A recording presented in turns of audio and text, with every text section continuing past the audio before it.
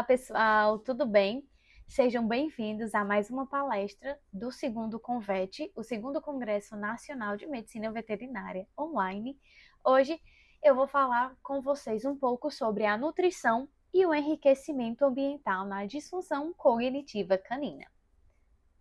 Primeiro eu vou falar um pouco sobre mim, né? Prazer, eu me chamo Rebeca Wozet, eu sou médica veterinária graduada pelo Centro Universitário Dr. Leão Sampaio, aqui em Juazeiro do Norte, no Ceará.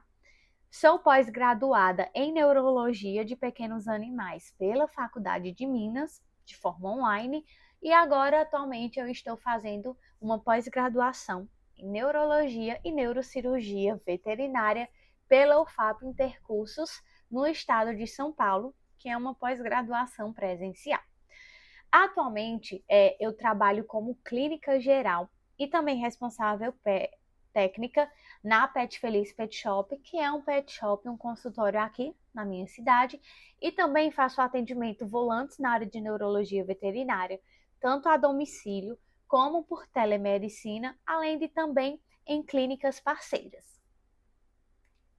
Primeiro, antes da gente começar a falar sobre o foco da palestra, que é a nutrição e o enriquecimento ambiental como tratamento da doença, eu vou fazer uma introdução, né, um pouco sobre essa doença, para vocês aí que não sabem, não conhecem muito bem da disfunção cognitiva canina. A disfunção cognitiva canina, ela é uma doença comportamental e neurológica que acometem os cães, geralmente aqueles cães mais idosos, acima de 8 anos de idade, sem ter predileção sexual, ou seja, não acomete mais machos ou mais fêmeas, e também não tem predileção de porte. Qualquer porte, e ou macho ou fêmea, ele pode estar sendo afetado pela essa doença. Os principais sinais clínicos que o canino ele pode apresentar quando está acometido pela doença são mudança do comportamento. Então, aquele animal que antigamente ele era tranquilo, era calmo, ele passa a ficar agressivo, ou então até mesmo aquele animal que ele era agressivo, ele passa a ficar mais calmo, passa a deixar receber carinho, a não estranhar mais pessoas estranhas. Ele pode ter também alteração no ciclo sono-vigília, então é um animal que ele não dorme mais a noite toda, que passa boa parte do dia dormindo e depois à noite passa a noite acordada, muitas vezes vocalizando, que é outro sinal clínico. Eles também podem ficar desorientados, então em certas horas, certos minutos do tempo, ele parece não reconhecer o ambiente que ele está, mesmo que seja numa casa que ele viveu a vida toda, ele passa a não reconhecer, fica desorientado, não sabe onde está, pode ficar mais lento também, principalmente tanto fisicamente como também no raciocínio. É um animal que demora mais a perceber, então você chama e ele demora mais. E ele demora mais a vir até você, a perceber que tem alguém chamando ele.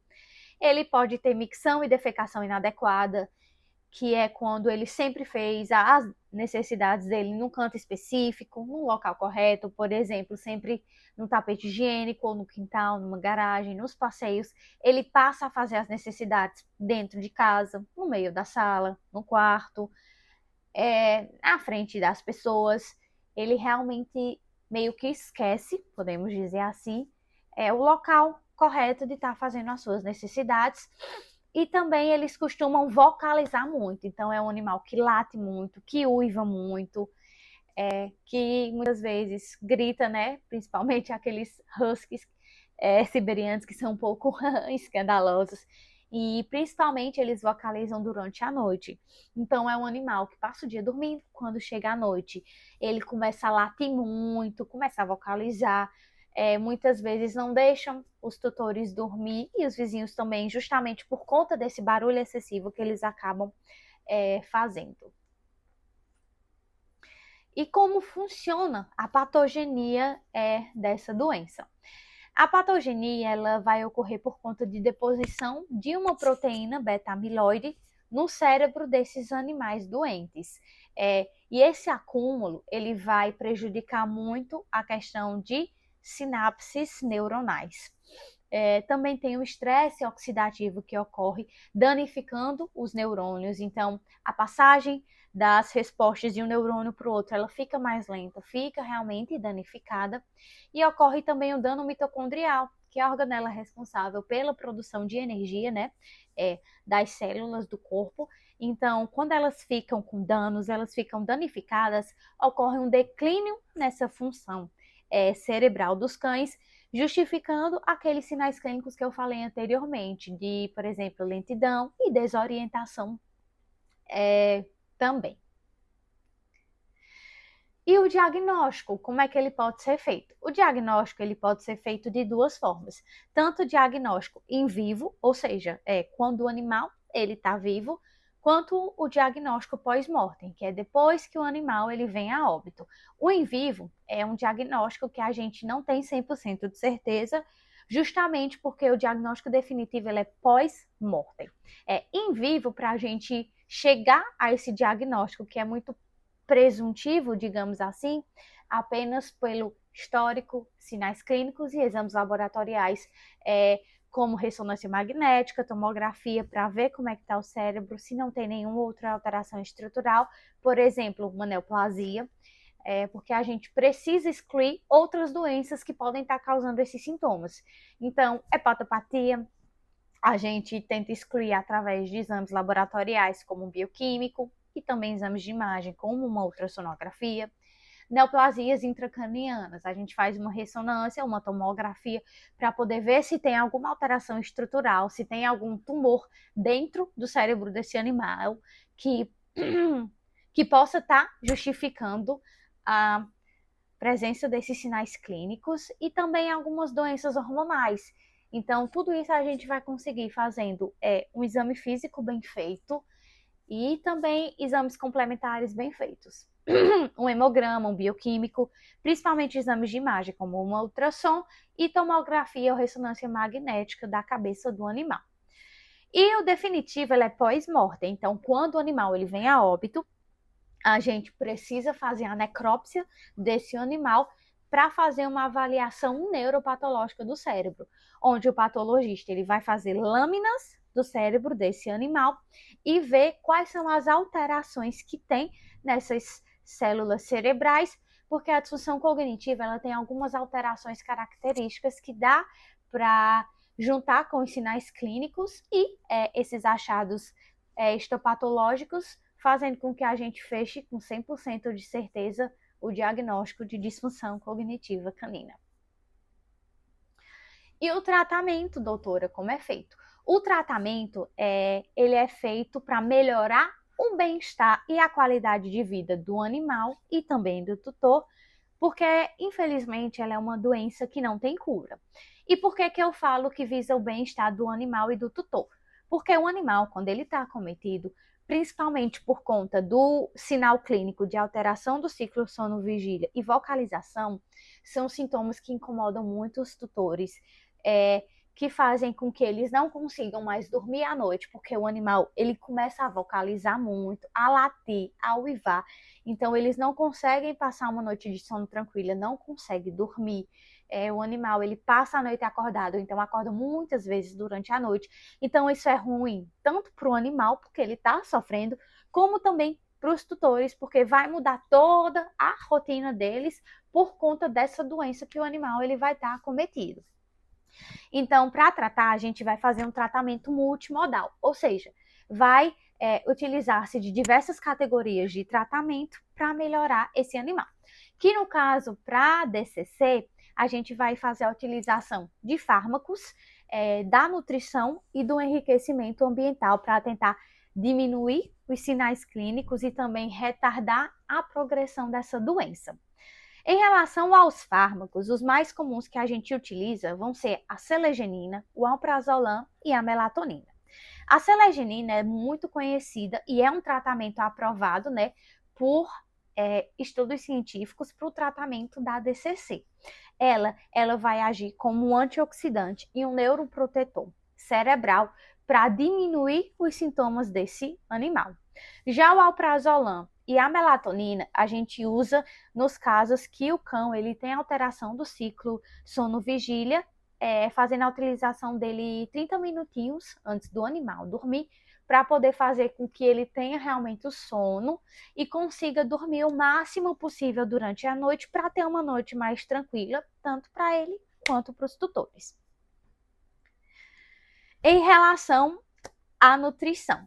Em relação à nutrição como tratamento, a gente vai fazer a junção de diversas vitaminas, diversos minerais para poder ajudar a melhorar toda essa química do cérebro e o organismo também do animal.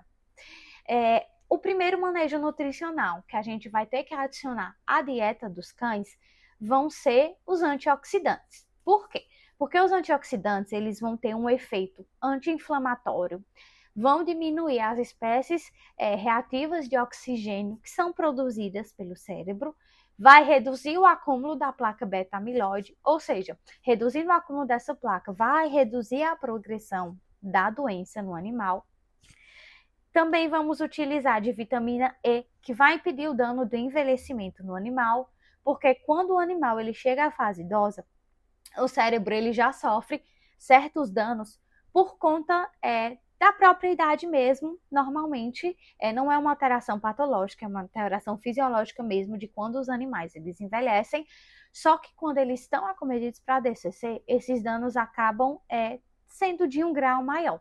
Então a gente usa essa vitamina E para impedir mais ainda o dano do envelhecimento no cérebro do animal. Vamos utilizar também de vitamina C, beta-carotenos e flavonoides, porque esses nutrientes eles vão sequestrar os radicais livres, melhorando as sinapses cerebrais. A utilização do ácido alfa-lipólico e da L-carnitina vai melhorar a eficiência da mitocôndria, que é uma das causas de progressão da DCC, como eu falei anteriormente, vão diminuir os danos da doença no cérebro e também reduzir radicais livres. O ômega 3 e o ômega 6 vão ajudar a melhorar a função normal das membranas cerebrais, e o ginkgo biloba ele vai reduzir o dano oxidativo e a inflamação no cérebro, vai vasodilatar os vasos do cérebro para melhorar a perfusão sanguínea, melhorar a chegada de oxigênio no cérebro, a chegada dos nutrientes da dieta lá também, além de melhorar também a eficiência da mitocôndria. E onde é que a gente vai encontrar todos esses nutrientes que vai precisar adicionar na dieta?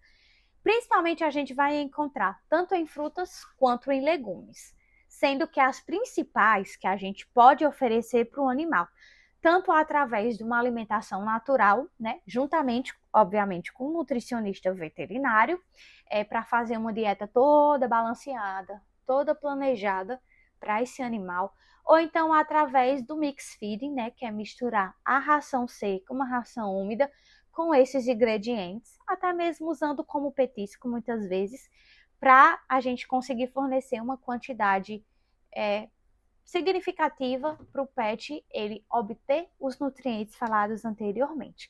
No caso, os principais exemplos que a gente pode citar que iremos encontrar vão ser no mamão, na cenoura, no brócolis, no espinafre, na batata doce e nos peixes. Lembrando que a batata doce, caso você for oferecer, ela precisa ser oferecida sem casca, porque a casca ela pode ser um pouco tóxica, para os cães. E a cenoura, por exemplo, a cenoura, o brócolis e o espinafre podem ser oferecidos de diversas formas. Por exemplo, a cenoura ela pode ser fornecida tanto crua quanto cozida, e o brócolis de forma cozida. E antes de eu falar um pouco do enriquecimento ambiental, vocês puderam notar que eu não coloquei nenhum tipo de ração específica, que a gente pode estar usando para disfunção cognitiva canina. E isso tem um porquê. Atualmente no mercado só existem duas rações, rações secas, que foram feitas para um tipo de tratamento, e melhora neurológica dos animais. Que a primeira é a Proplan, a Neurologic Care, que tem disponível à venda no Brasil, que ela tem alguns estudos, né, sendo feitos e alguns publicados, que ela ajuda justamente nessa melhora da função cerebral por conta da quantidade de antioxidantes que vai ter nos componentes lá da ração. E a segunda é a Rios BD, que infelizmente ela não tem à venda aqui no Brasil, mas que está um pouco mais avançada em questão de testes, que realmente dá uma melhorada no funcionamento cerebral, só que ainda não existem estudos o suficientes que comprovem a questão dessas rações que vão ajudar tanto quanto os exemplos que eu dei de frutas e legumes. Então, por isso que eu deixei de fora, porque realmente a gente tem que esperar um pouco mais de produção científica, né, para ter certeza se a gente consegue usar só essa ração ou se necessita introduzir esses outros alimentos que eu acabei mencionando, tá certo? E em relação ao enriquecimento ambiental, primeiro a gente precisa entender as categorias que existem do enriquecimento ambiental, que a gente vai poder tá fazendo para o animal. A primeira categoria vai ser o enriquecimento ambiental alimentar, no qual esse enriquecimento ele tem como objetivo promover uma variação de texturas dos alimentos, variação na frequência que o animal se alimenta também, e a introdução de novos alimentos para o animal que anteriormente ele não usava. Já o enriquecimento ambiental sensorial é através do estímulo tanto olfativo, né, do narizinho, quanto do ouvidinho, para a introdução de novos sons. Então, a gente precisa introduzir novos cheiros para o animal. Então, colocar um alimento, uma frutazinha na mão, fechar e deixar para ele cheirar, para realmente pegar o cheiro. Ou então, fazer a utilização de, por exemplo, pegar ração ou pegar algumas frutas, petiscos, jogar numa toalha e enrolar ela para o animal realmente sentir o cheiro e conseguir desvendar aquele mistério, no caso, desenrolar a toalha para poder cheirar e conseguir chegar ao alimento. E o auditivo, por exemplo, brincar de esconde-esconde, que é bem fácil. Então, deixa o animal no cômodo, você se esconde e começa a chamar ele para poder, ele, através do som da sua voz, conseguir estar ali encontrando.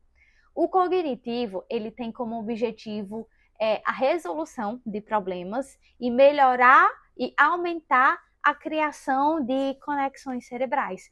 Então, é aquele enriquecimento que a gente vai utilizar de brinquedos interativos, por exemplo, no qual o animal ele precisa girar uma bolinha no qual tem uma pequena abertura para poder sair a ração, que aí já dá uma interligada com o enriquecimento ambiental alimentar também. Resolução de problemas. No caso, a gente vê muito comum colocar a ração dentro, por exemplo, de uma caixa de papelão fechada e o animal ele precisa entender o que é que ele tem que fazer para conseguir abrir aquela caixa. Ou então brinquedos que tem uma tampinha e que o animal ele precisa apertar um botão para poder estar fazendo a abertura e ele conseguir aquela ração. Tudo realmente enfoca dele criar novas conexões através de resolução de problemas. O físico é um enriquecimento ambiental que a gente vai fazer utilização de aumento de caminhadas, aumento de exercícios, corridas, por exemplo, num campo livre, jogar uma bolinha bem longe, fazer com que o animal ele corra para fazer realmente um exercício físico. E o social é a introdução de outras espécies ou da mesma espécie com o animal. Então, por exemplo, aquele animal que vivia sozinho, começar a deixar ele ter mais contato com, por exemplo, outros animais da mesma espécie, então outros cães, através de uma creche, ou então de um passeio numa praça, por exemplo, que tem vários animais, outros cães no caso, ou então conhecer novas espécies. Então, no caso, ter contato com gatos, por exemplo, ter contato com outros seres humanos, e a gente pode fazer isso, né, falando para o tutor, facilmente para ele mudar a questão do passeio, né, do animal. Então, começar a sair para uma pracinha onde o tutor saiba que é mais movimentada. Obviamente, tudo isso é questão do enriquecimento ambiental, das categorias, você juntamente com o tutor, vocês vão decidir as melhores formas de introduzir esse enriquecimento com base no grau da evolução da doença e também com base na personalidade do animal. Por quê? Por exemplo, no enriquecimento social, que ele precisa ter contato com mais cachorros, mais gatos, mais seres humanos, né? Tanto com a mesma espécie como uma espécie diferente, não adianta você falar isso para o tutor se ele tem um animal que ele é muito reativo. Se ele vê outro cachorro, se ele vê outro gato, se ele vê outra pessoa, ele vai querer atacar, vai querer morder, vai querer latir, porque isso vai acabar estressando mais ainda esse animal e não vai ser bom para ele. Então não adianta tentar esse tipo de enriquecimento ambiental se o animal ele não vai colaborar. Então vocês podem estar pensando em outro tipo de enriquecimento ambiental para fazer a introdução no caso. Não, já que ele não pode fazer um enriquecimento ambiental social, vamos fazer um enriquecimento ambiental cognitivo, colocar um brinquedozinho, colocar uma ração congelada na bacia dele, para poder ele ficar lambendo, para o gelo descongelar e ele começar a conseguir comer.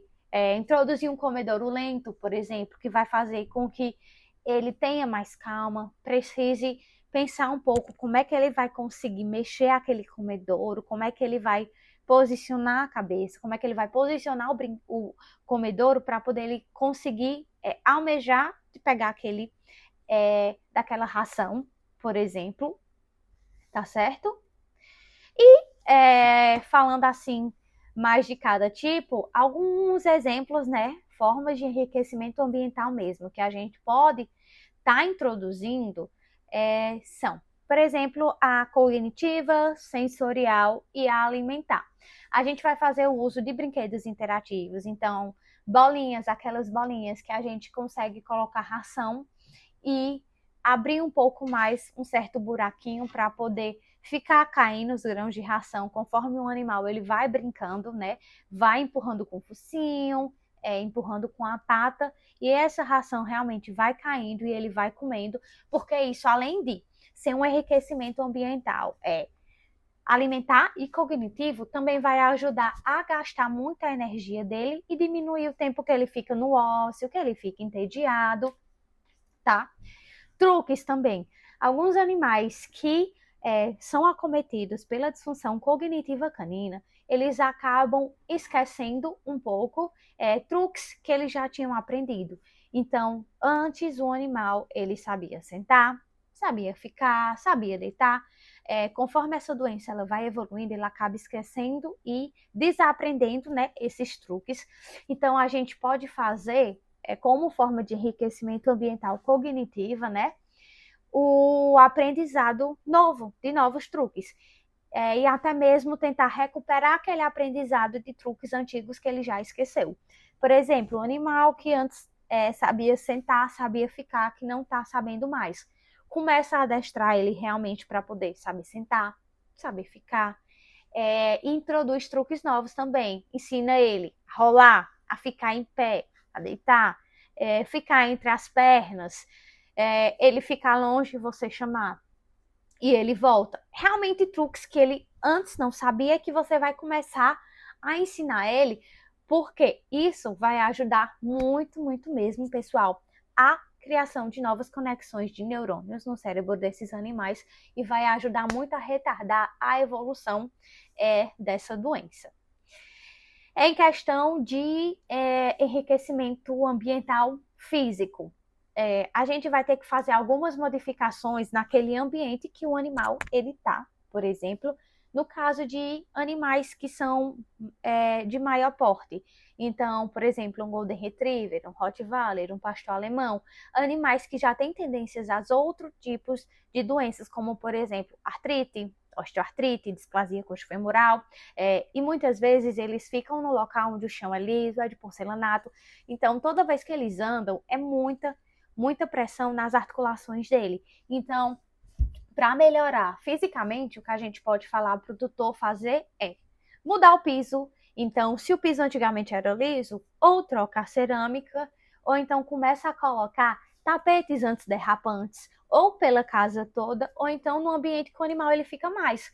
Por quê? Porque isso vai ajudar tanto no andado dele, porque ele vai acabar não escorregando tanto, não colocando tanta pressão nas articulações, como também vai ter um estímulo de propriocepção, né, nos colchins dele, porque vai estar uma superfície diferente. Porque geralmente os tapetes antiderrapantes são aqueles tapetes pretinhos que tem umas bolinhas que são um pouquinho de alto relevo. Então ele vai sentir aquilo e é uma forma de estimular os receptores, né, proprioceptivos do animal.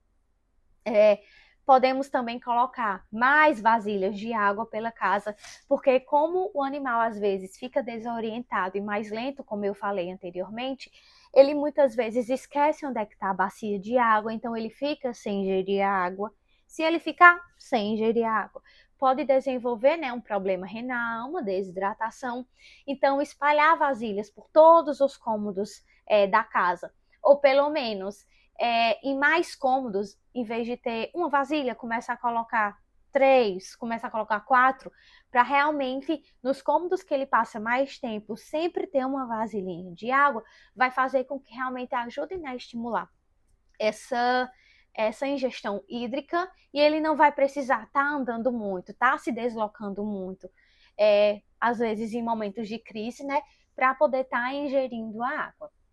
E em relação ao social, como eu também falei anteriormente, formas que a gente pode fazer passeio com caminhos diferentes. Então, se o tutor, todos os dias, ele passeia por um caminho A, sempre, eu vou sempre por esse caminho, eu demoro 10 minutos, eu demoro 15 minutos, fala para ele, tenta mudar, já que todos os dias você vai pelo caminho A, vai pelo caminho B hoje, depois no outro dia vai pelo caminho C. Realmente tentar mudar esses caminhos de passeio do animal, começar a introduzir novos ambientes para ele ir. Então, por exemplo, se antes ele só passeava ali no quarteirão da casa, eu falo para o tutor, começa a levar ele numa praça, para poder ele ter mais contato com pessoas, com gatos, com cachorros, com crianças, para ele começar a realmente desenvolver uma parte social do cérebro dele,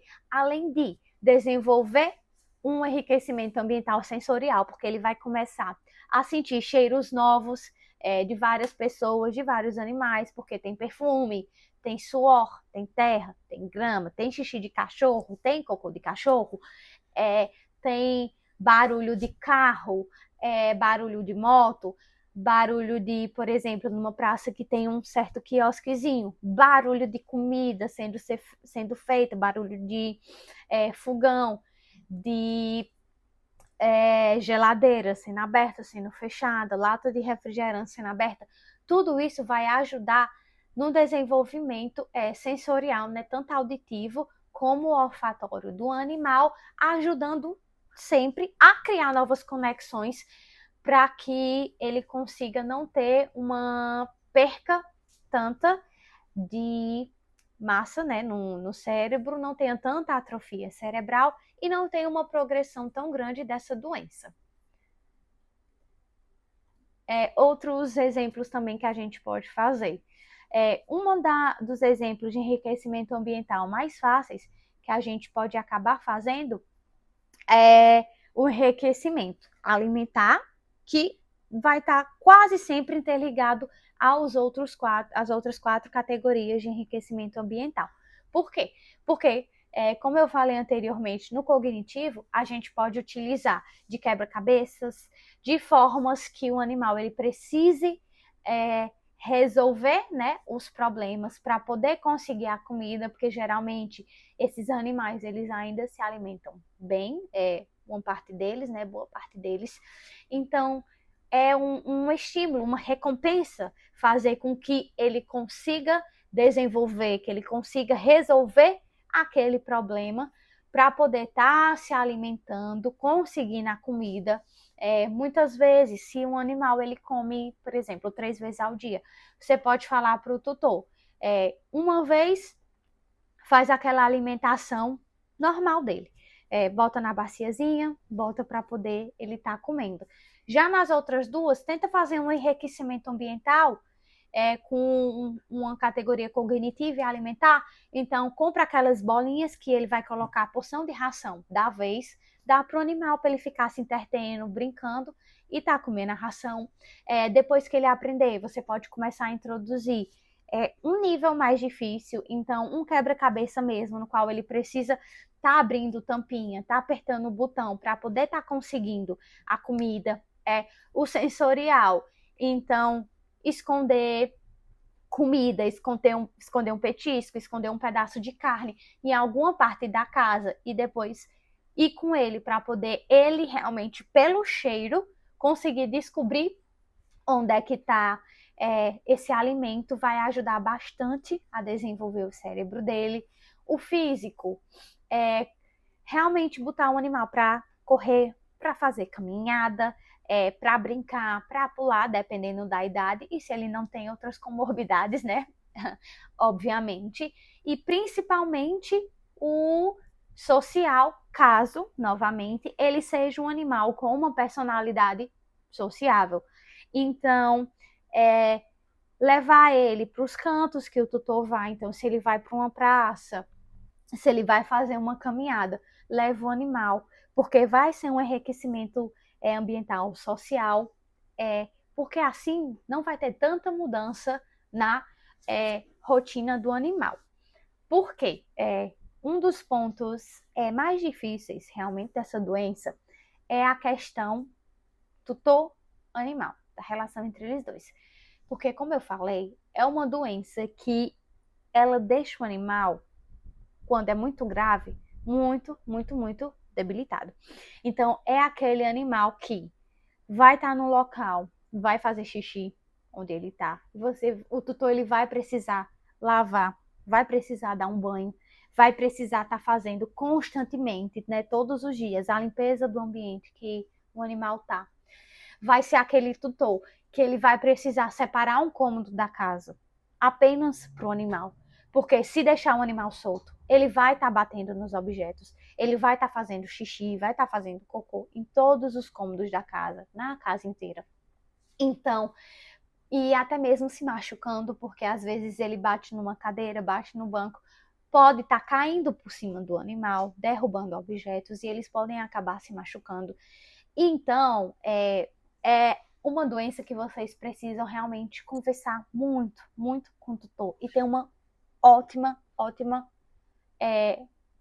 habilidade de empatia. Vocês precisam ser empáticos com o tutor, porque vocês vão precisar conversar com ele sobre progressão de doença, o que é que essa doença pode evoluir, né?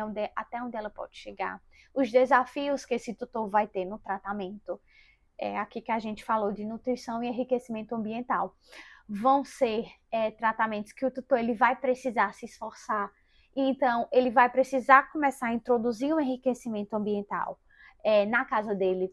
Muitas vezes os animais, por serem mais idosos, eles não querem aceitar a introdução de enriquecimento ambiental. Então, o tutor ele pega a bolinha que eu falei anteriormente, coloca a ração, o animal ele não vai querer brincar de primeira. Por quê? Porque ele não quer. Ele é um animal idoso, que muitas vezes eles são mais lentos, estão preguiçosos ou estão obesos, então ele não vai querer fazer aquilo. Então o tutor ele vai ter que brincar, vai ter que girar a bolinha, vai ter que mostrar para o animal como é que aquele enriquecimento ambiental ele vai funcionar. Então ele vai ter que mudar a rotina dele para estar cuidando do animal de acordo com o grau da disfunção cognitiva canina que aquele cão ele vai ter. E em relação à nutrição, vocês precisam conversar bem, porque realmente a alimentação do animal ele vai mudar. Não vai ser uma alimentação fácil, porque se tivesse uma ração seca apenas para isso, seria perfeito, como no caso é a Proplan, que vocês podem estar introduzindo sim para o tutor ele ficar dando a Proplan, a Neurologic Care, só que ele vai ter que estar introduzindo outros alimentos para estar complementando essa dieta. Então, é aquele tutor que no final de semana vai ter que estar preparando as marmitas do petzinho para a semana. Então, cortando uma fruta, uma mamão, cozinhando brócolis para estar misturando na ração para ajudar a diminuir a progressão da doença. Então, é uma doença que vai mudar muito, tanto a vida do animal quanto a vida do tutor, justamente porque ambos vão ter que se adaptar a uma nova realidade. E quando o grau ele é muito avançado da disfunção cognitiva canino, realmente é muito cansativo, é muito complicado para o tutor. Então, nessa hora, como médicos veterinários, a gente precisa ser empáticos e realmente conversar com o tutor o que essa doença pode se tornar, mas também que tem um tratamento, não para cura, mas para que a gente melhore a qualidade de vida, melhore o bem-estar do animal e também melhore essa conexão tanto do tutor quanto do animal entre os dois. E foi isso, pessoal. Eu espero que vocês tenham gostado. Qualquer dúvida, vocês podem estar entrando em contato comigo através do meu e-mail. Se tiver alguma pergunta, podem mandar para mim no e-mail ou no Instagram. Tá aqui no slide, tá? Tanto meu e-mail quanto o Instagram. Se quiser mandar mensagem, tirar alguma dúvida, perguntar alguma coisa, pode estar entrando em contato comigo que eu respondo sem problema algum, tá? Muito obrigada, pessoal.